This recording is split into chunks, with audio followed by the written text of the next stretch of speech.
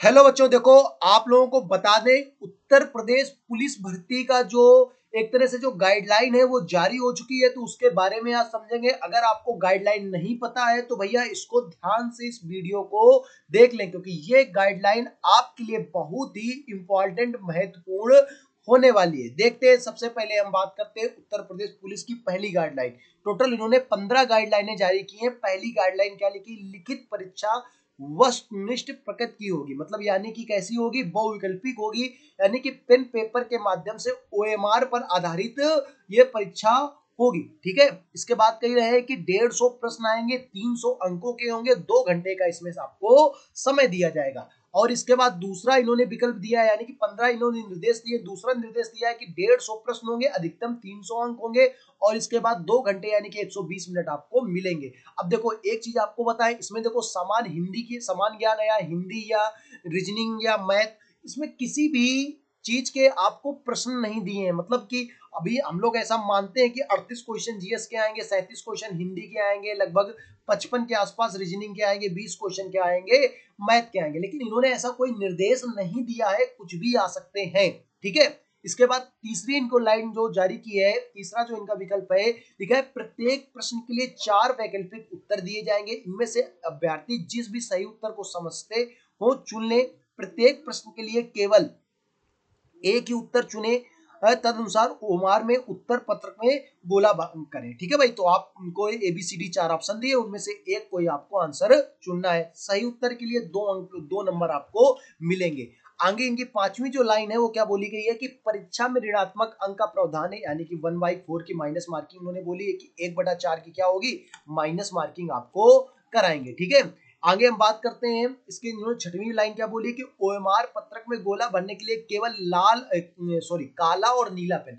ये बहुत ध्यान रखना भाई, क्योंकि बहुत बच्चे होते हैं ना, गुलाबी पेन लिए जा रहे हैं, लाल पेन लिए जा रहे हैं, हरा पेन लिए जा रहे हैं। नहीं भाई, केवल काला और नीला पेन। हमारा मानना है कि भाई आप काला पेन ही लेकर जाओ, ब्लैक पेन सबसे बढ़िया होता है, आप ब्लैक पेन वहां पर लेकर जाए। ठीक है भाई, अब हम आजमा जो 7वां पॉइंट है, 7वां पॉइंट लिखा है कि ओएमआर पत्रक भरने के उदाहरण आपको दिए गए नीचे। परीक्षा केंद्र, देखो ये क्या है? परीक्षा केंद्र, परीक्षा केंद्र को एक जिले का कोड होता है। जैसे मान लो जिले का कोड 14 है, और इसके बाद इसका जो परीक्षा का कोड है 344, तो यहाँ पर लिखना है 14 344। अब देखो, अगर मान लो एक, ये देखो एक बना है, तो एक के आगे पूरा गोला काला करना है, 4 0 1 2 3 और ये 4 नंबर पे इसे गोला काला कर देना है। ठीक है भाई, तो इस तरह से आपको ये भरना है। अनुक्रमांक, आपका रोल नंबर आपके एडमिट कार्ड पर लिखा होगा।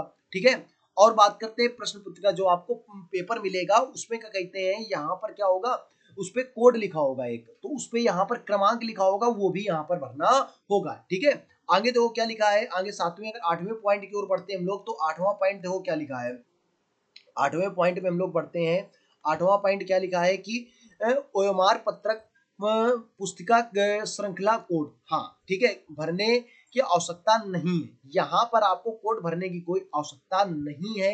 आप क्या कर सकते हो, ये जो गोला है, आप ये गोला भले ही काला कर दो, यहाँ पर भरो या ना भरो कोई दिक्कत नहीं है। क्या लिखा है? क्वेश्चन बुकलेट सीरीज कोड, भरने की आवश्यकता नहीं। ध्यान देना, आवश्यकता नहीं, आप भर सकते हो, अगर कोई दिक्कत नहीं है, भर भी सकते हो, नहीं भी भर सकते हो। आगे क्वेश्चन नंबर 9 देखो क्या लिखा है। इसका जो 9वां निर्देश उन्होंने लिखा है कि गोला मिटाने या दोबारा भरने का प्रयत्न ना करें। मान लो बहुत से बच्चे होते हैं, उनका मान लो ऑप्शन दिए जैसे कि ए बी, इसके बाद सी और डी। अब उनके अनुसार मान लो कोई भी आंसर, मान लो बी सी ऑप्शन सही, उन्होंने सी ऑप्शन ऐसे किया, फिर इसको मिटा रहे हैं, या बी भी भर दिया। तो आप अगर 2 विकल्प भर दोगे तो भी आपका जो क्वेश्चन है वो गलत माना जाएगा। मिटाने से क्या हो सकता है? ओएमआर आपकी फट सकती है, इसमें आपको दिक्कत हो सकती है। तो भैया मिटाने का प्रयास मत करें।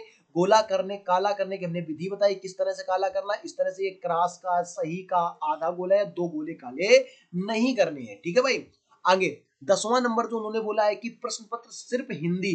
अगर हम बात करें हिंदी, जो हिंदी सिर्फ हिंदी में आएगी, हिंदी सिर्फ हिंदी में आएगी, बाकी अदर सब्जेक्ट जो होंगे, यानी कि जीएस है, मैथ है, रीजनिंग है, ये सभी किसमें होंगे?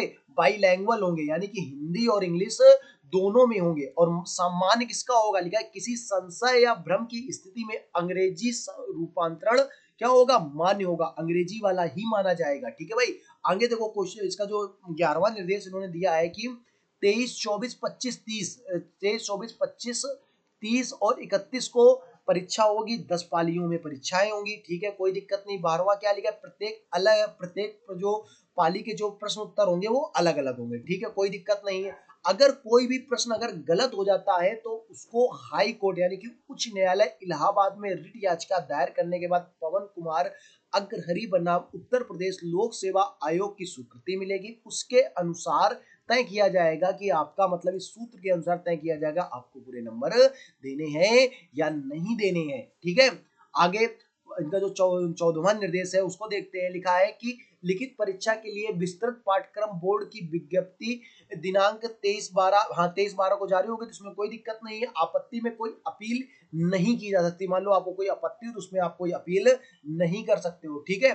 बाकी ये 15वां निर्देश कुछ खास है नहीं। तो आपको पता चल गया भाई, हमने सारे निर्देश आपको बता दिए, ठीक है ना। एडमिट कार्ड की अगर बात करते हैं तो 2 से 4 दिन में आपके एडमिट कार्ड जारी हो जाएंगे। यानी कि ये मान लो आज 11 तारीख हो गई है, तो ये मान लो आप 15 से 20 15 17 18 तारीख तक आ जाएंगे। 17 18 तारीख तक है, 15 तक नहीं, 17 18 तारीख तक आपके एडमिट कार्ड आ जाएंगे। धन्यवाद दोस्तों। अगर आपको वीडियो अच्छा लगा हो तो भाई चैनल को क्या कर लो, सब्सक्राइब कर लो। कोई भी डाउट हो तो आप कमेंट में हमें बता सकते हो। मिलते हैं आपको अगले वीडियो में, तब तक के लिए जय हिंद जय भारत।